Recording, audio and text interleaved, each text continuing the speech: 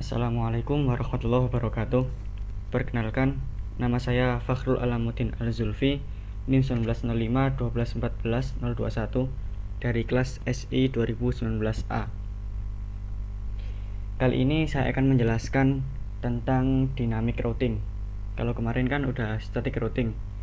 Jadi bedanya dari static sama dynamic itu, kalau static si administratornya itu nyeting IP-nya manual, nyeting routingnya manual. Kalau dynamic ini secara otomatis. Jadi misal ada penambahan jaringan baru, maka si dynamic ini akan otomatis mendaftarkan IP yang baru tersebut. Jadi untuk pengertiannya, dynamic routing itu sebuah router yang memiliki dan membuat tabel routing secara otomatis dengan mendengarkan lalu lintas jaringan dan juga dengan saling berhubungan antara router lainnya.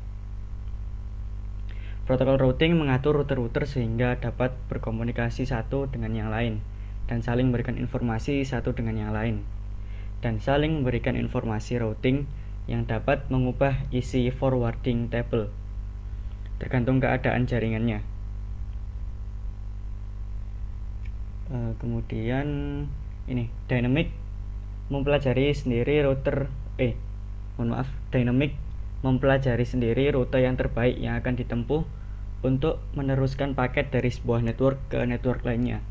Jadi dia otomatis menentukan sendiri rutenya, menentukan yang terbaik.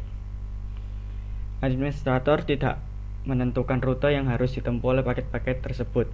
Administrator hanya menentukan bagaimana cara router mempelajari paket dan kemudian router mempelajarinya sendiri. Kemudian dari routing dinamik ini ada macam-macamnya ya, yaitu ada RIP, ada IGRP, ada OSPF, ada EIGRP, dan BGP. Dan untuk saat ini saya akan memfokuskan ke RIP atau Routing Information Protocol.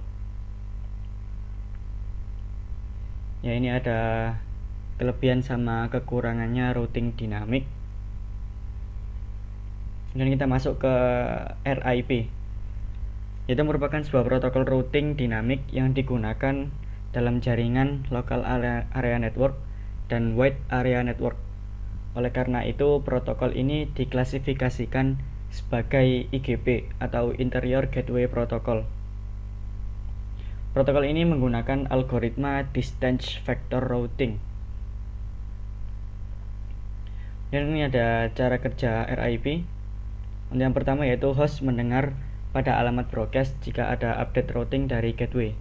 Host akan memeriksa terlebih dahulu routing table lokal jika menerima update routing. Jika rute belum ada, informasi segera dimasukkan ke routing table. Jika rute sudah ada, metrik yang terkecil akan diambil sebagai acuan. Kemudian rute melalui suatu gateway akan dihapus jika tidak ada update dari gateway tersebut dalam waktu tertentu. Khusus untuk gateway, RIP akan mengirimkan update routing pada alamat broadcast di setiap network yang terhubung. Ya, di sini ada karakteristiknya.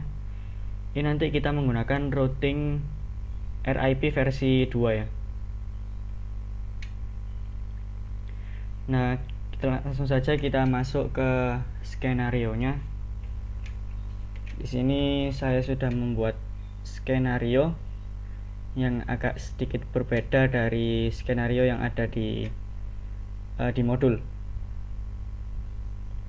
Jadi ini yang titik 3 ini saya menggunakan titik 2. Kemudian titik 2 di sini kita menggunakan titik 1.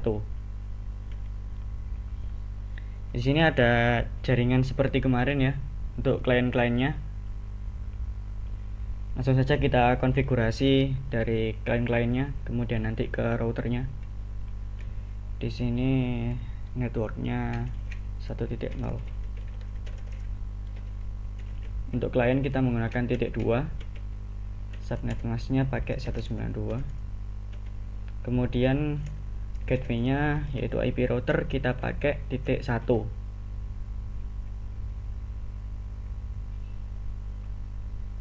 Dan di PC yang selanjutnya ini kita pakai IP 1.0 66, ini pakai 192, ini pakai 1.65. Yap. Kemudian di routernya untuk VC Ethernet 0 ini ngarah ke PC pertama, yaitu diisi IP gateway yang tadi .1 pakai C192. Kemudian VC Ethernet 1 ngarah ke PC yang kedua 1.65 pakai 192. Serial 2 ke samping 12.12.1. Subnet masknya pakai kelas C, pakai /24. Serial 3 pakai 13.13.13.1 pakai /24. Dan dari PC ketiga kita pakai IP 1.130, ini pakai 128 karena /25. Untuk gateway-nya kita pakai 129. Dan di routernya VC Ethernet ini mengarah ke PC ketiga ya. Jadi diisi IP gateway itu 129 pakai /25. Serial 2 ngarah ke samping kiri, jadi pakai 12.12.12.2, kita pakai /24. Dan 23 ini ke atas kita pakai 23.23.1 pakai /24. Kemudian ke server 2 dulu, kita pakai IP 43.43.43.2, kita pakai 124. Kemudian ininya .1 untuk gateway. Dan di server 1 kita pakai IP 33.2 124, ininya 33.1. Kemudian di routernya VC Ethernet 0 ini ngarah ke server 1, berarti pakai 33.3. Oke, IP-nya gateway tadi .1, kemudian /24. Untuk ini kita pakai 43.43.43.1 pakai /24. Serial 2 ngarah ke samping kiri, ke bawah kiri 13.13.13.2 pakai /24. Dan serial 3 ini pakai 23.23.23.2 pakai /24 karena di sini tadi ada .1 ya. Nah, setelah nyeting kita cek koneksi dari lokalnya masing-masing. Kita coba dulu. Ini udah sukses. Ini ke router udah sukses. Ini ke router udah sukses. Ini ke router udah sukses. Ini ke router sukses. Tapi kalau ini keluar jaringan violet, ini karena belum disetting routingnya ya. Nah, sekarang kita nyeting routingnya pakai routing RIP. Nah, untuk di network ini kita mengisi jaringan-jaringan yang terhubung ke router 1. Jadi di sini yang terhubung itu ada 13.13, 12.12 dan pakai 1.0/25 ya. Jadi ini kita masukkan 13.13.13.0, kita masukkan networknya, kemudian 12.12.12.0, kemudian 192.168.1.128 karena /25. Kemudian sekarang kita ke router 2, kita masuk RIP, kemudian kita masukkan network yang terhubung ke router 2. ada 23.0,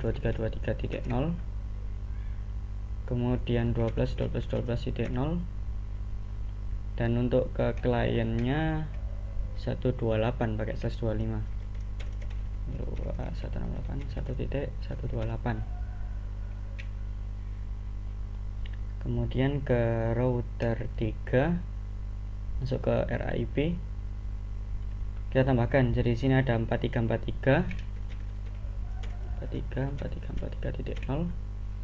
kemudian 33, kemudian 13.0,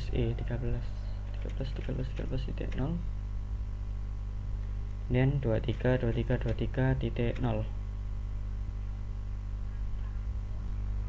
Kemudian setelah kita menyeting dari routing RIP nya, kita akan melakukan no auto summary dari tiap-tiap routernya. Nah, untuk no auto summary ini digunakan untuk menghemat routing table sehingga akan mengurangi beban proses CPU pada router tersebut. Ya, langsung saja kita konfigurasi no auto summary-nya. Kita masuk ke router, kemudian kita masuk ke CLI. Ini command line interface-nya.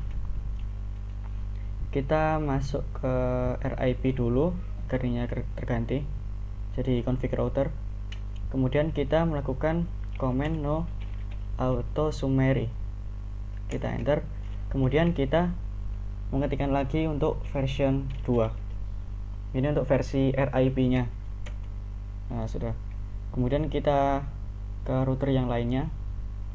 Sama seperti tadi, kita masuk ke CLI. Kita masuk ke RIP. Kemudian kita ketikkan no auto summary. Kemudian version 2. Kemudian di router 3 kita masuk ke RIP, kemudian no auto summary dan version 2.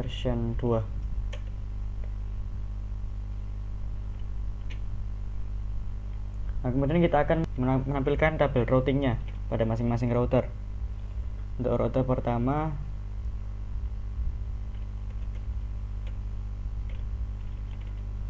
ketikkan show IP route. Kita exit ke router dulu.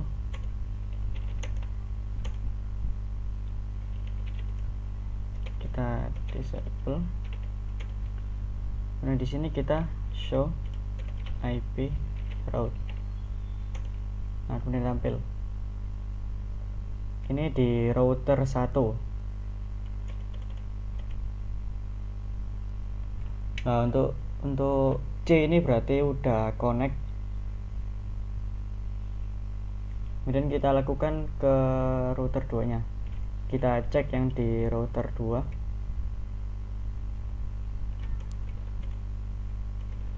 Kita exit ke router, disable.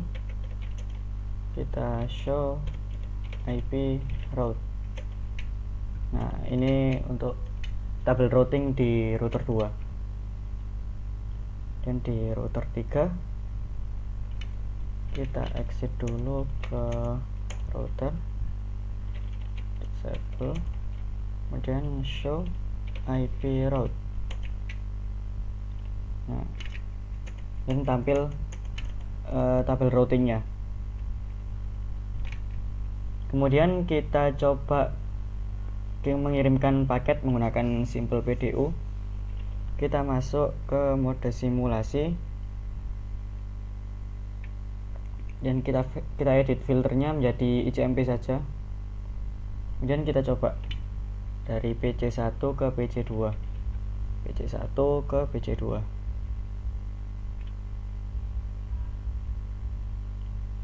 Nah, ternyata berhasil.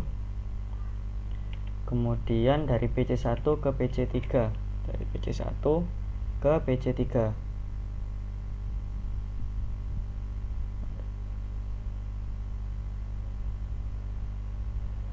Nah, ternyata berhasil. kemudian dari PC1 ke server 1, PC1 ke server 1, kita next, kemudian dikembalikan.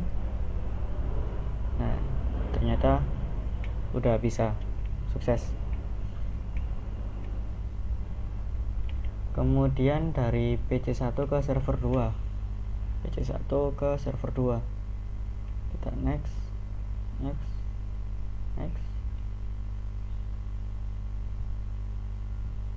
Nah, ternyata berhasil.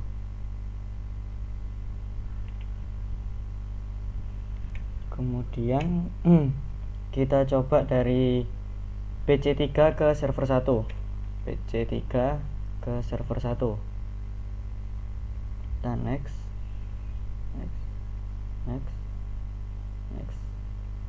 dan ternyata berhasil.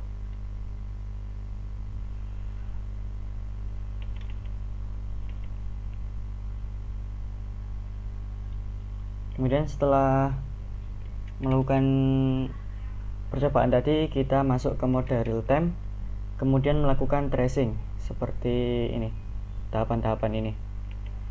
Kita akan melakukan beberapa tracing. Kita melakukan tracing ke PC3. Mohon maaf,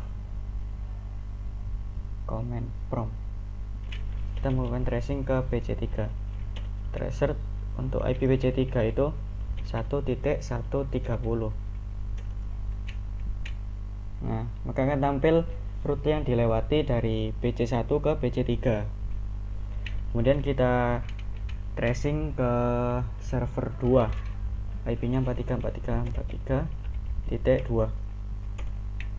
Nah, akan tampil untuk rute yang dilewati dari PC1 ke server 2, yaitu melewati ini router 1, kemudian ini ke router 2, ini ke router 3, kemudian sampai ke server 2.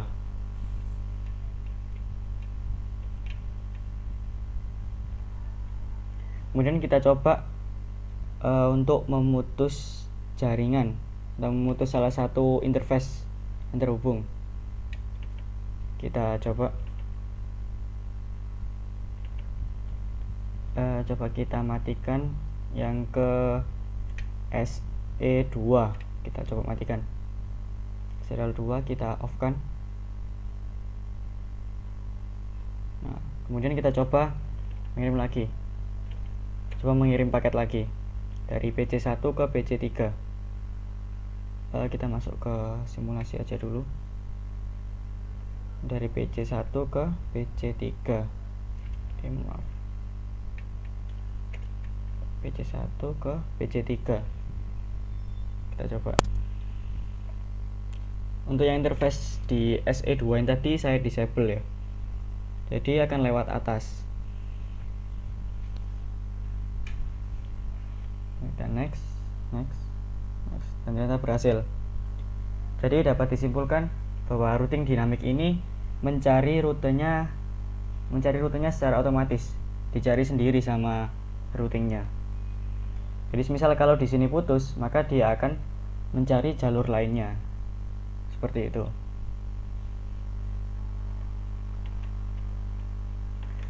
Kemudian kita coba sekali lagi dari PC3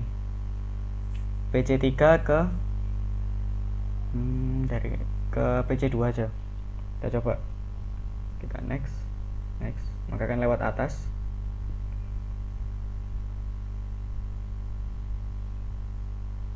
Dan ternyata sukses. Nah, mungkin itu saja yang dapat saya sampaikan. Apabila ada salah kata, saya mohon maaf yang sebesar-besarnya. Wassalamualaikum warahmatullahi wabarakatuh.